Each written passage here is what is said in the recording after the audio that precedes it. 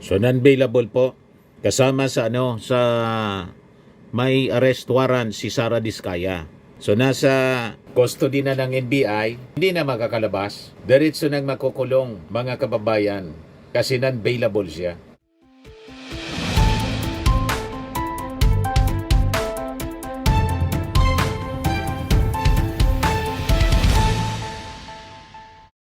Hello po mga kababayan, may importanteng announcement yung ating Pangulong Bongbong Marcos.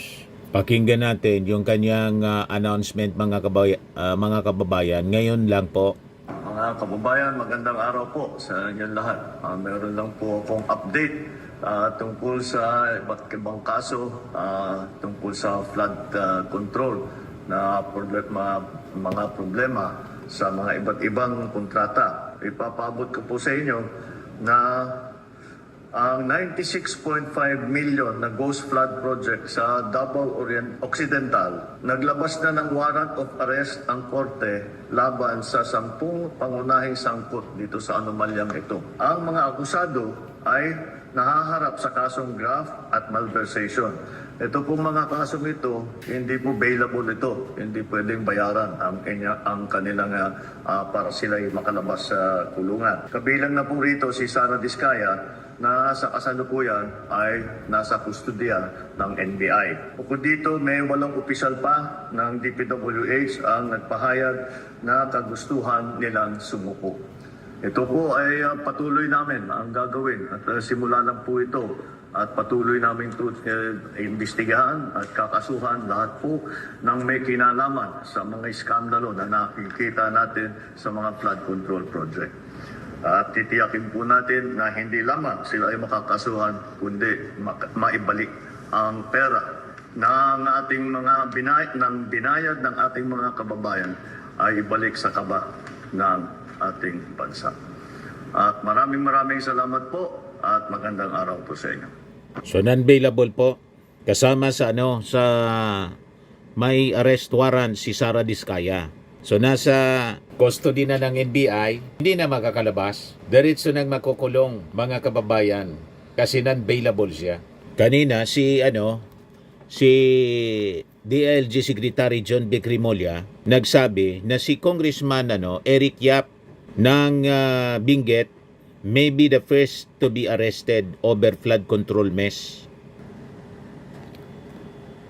Sabi dito sa report ng Manila Standard, Benguet Representative Eric Yap could be the first sitting congressman to be arrested in connection with the questionable flood control project, sabi ni John B. Crimolia, citing conclusive financial exchange between the lawmaker and contractor couple Sara and Curly Diskaya.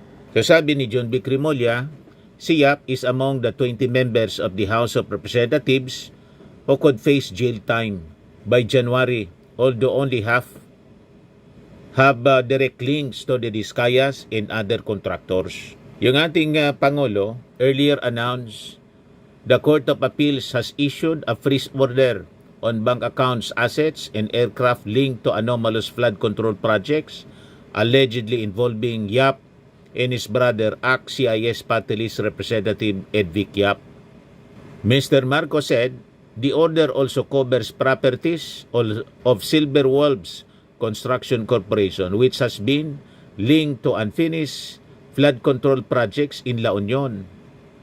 The Ombudsman earlier said the Benguet lawmaker is the beneficial owner nitong Silver Wolves, although he reportedly divested a few years ago.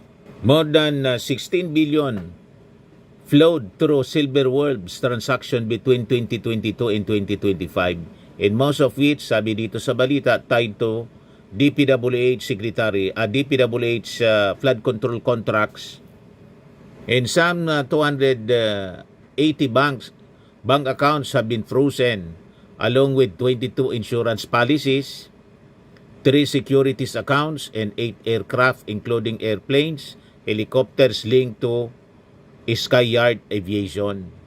Makikita ninyo kung gaano kaseryoso yung ating Pangulong Bongbong Marcos na papanagutin at bawiin po yung mga nanakaw na pundo ng ating gobyerno.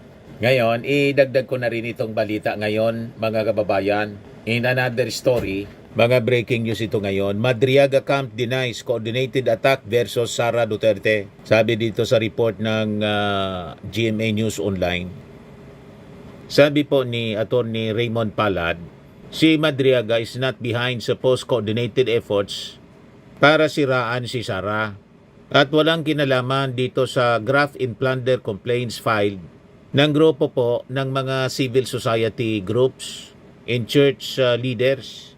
Yung final ni Father Flavi Villanueva, Finance Undersecretary Cielo Magno, dating Finance Undersecretary Cielo Magno, Father Robert Reyes, and other civil society groups laban kay Sara Duterte over the alleged misuse ng 612.5 million confidential funds. Malinaw na po, walang kinalaman daw. Hindi konektado ito. Ibang grupo man yun eh. Sabi ni Atty. Palad, we are not in touch with those who filed a plunder complaint. If you read his affidavit niya, these are not related to COA findings.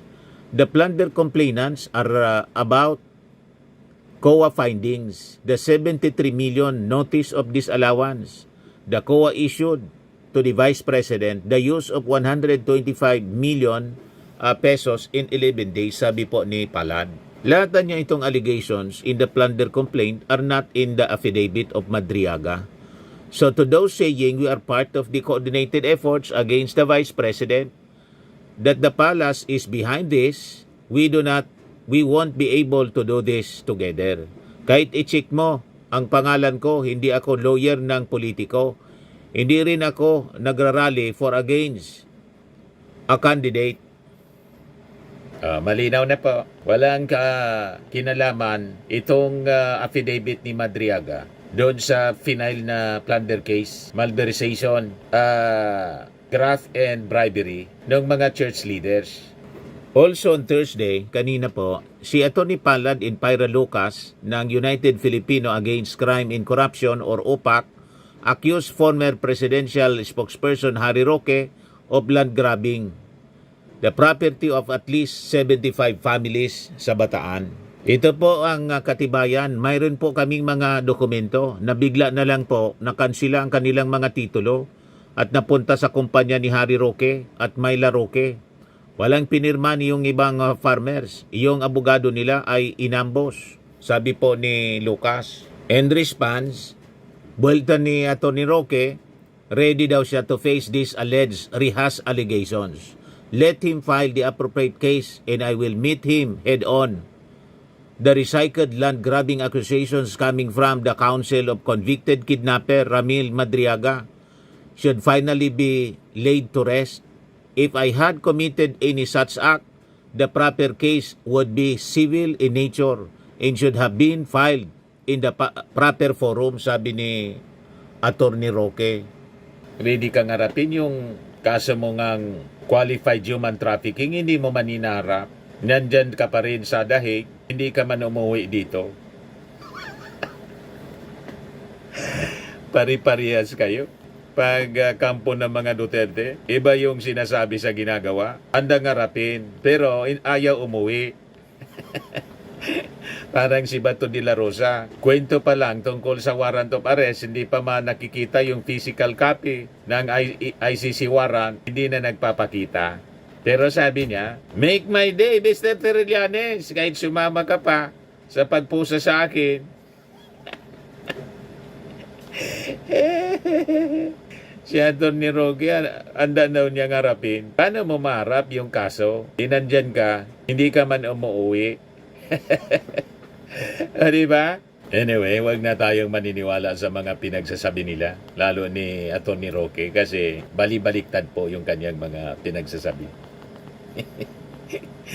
Diba po? Ayan man lang yung ating short video, mga kababayan. Ako po si Dante Maravillas. Bye-bye po. God bless.